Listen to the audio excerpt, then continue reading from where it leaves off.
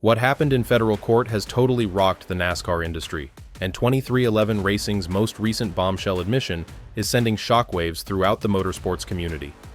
Michael Jordan's racing organization, together with its legal partners, has made a choice that could permanently impact the future of NASCAR. What they revealed in court on Tuesday is so explosive that NASCAR executives are fleeing, and the racing industry is in complete disarray. In an unexpected courtroom development, attorneys for 12 of NASCAR's 15 race teams dropped a legal bombshell that has the potential to alter the whole stock car racing scene. These teams, led by 23XI Racing and Front Row Motorsports, have declared war on NASCAR's unprecedented demands for financial openness, calling the sanctioning body's proposals catastrophic, and warning that compliance could jeopardize the competitive balance that keeps NASCAR appealing. It would be absolutely devastating to these race teams if their competitors were able to find out sponsorships on the cars, driver salaries, and all revenue streams, Adam Ross, the plaintiff's lawyer, said in court. It cannot make its way into the public realm. This emotional plea shows how seriously the teams take NASCAR's expectations. What makes this legal struggle even more concerning is the range of NASCAR's demands.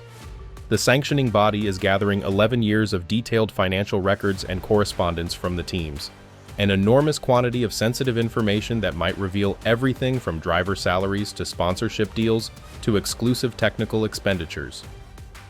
NASCAR's ludicrous criteria include extremely detailed requirements that have surprised industry experts. They want to know how much Hendrick Motorsports spent on its Garage 56 project, which included building a car for the 24 Hours of Le Mans, and how much Kyle Larson spent running the Indianapolis 500 and the Coca-Cola 600 over the last 2 seasons. These intrusive demands much beyond what teams anticipated when they signed charter agreements. NASCAR has gone a step too far, Ross told the court, expressing the team's frustration and fury. This statement challenges NASCAR's authority and may usher in a new era in which teams refuse to bend to outrageous requests. Meanwhile, intriguing developments continue to unfold in the NASCAR realm. Last Sunday at Pocono Raceway, J.P. Keeley, Shane Van Gisbergen's rear tire changer, was hit by a flying tire during a pit stop. A video from inside A.J. Allmendinger's car shows him sliding deep into his pit box, colliding with one of his own tire changers, and sending the tire flying towards Van Gisbergen's crew. Keeley was knocked to the ground but managed to finish his responsibilities before being hospitalized with damaged ribs and a partially collapsed lung. TNT Sports will make their much-anticipated return to NASCAR broadcasting this weekend after an 11-year hiatus, adding to the sport's dramatic upheavals. TNT will broadcast 5 NASCAR Cup Series races each summer, starting with the Quaker State 400 at Echo Park Speedway.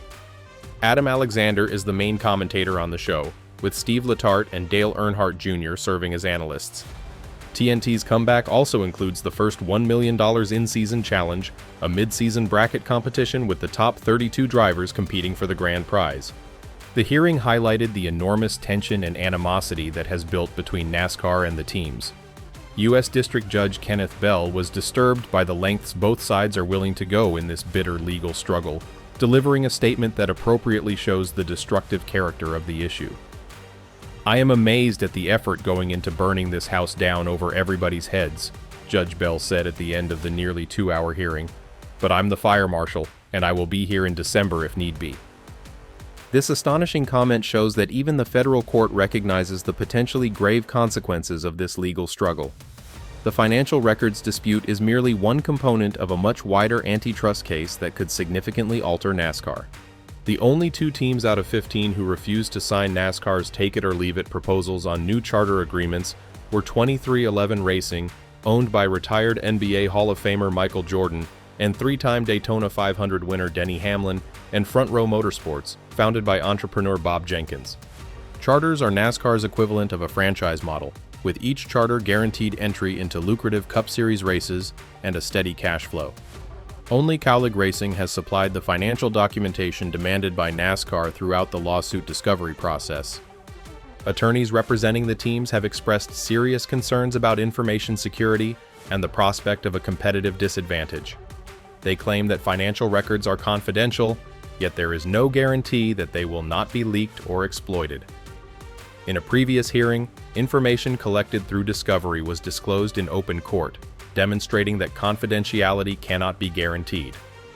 NASCAR stated in court that it needs the financial data to establish profit margins and whether teams are actually unable to make ends meet under the current charter agreement. NASCAR has promised to redact documents to protect team names, but team lawyers have expressed skepticism, claiming that it would be simple to link the dots and establish which contracts go to which teams. Judge Bell questioned NASCAR's standards, asking why the sanctioning body was not satisfied with just top-line results. "Why is it not enough to know it costs X to run a car?"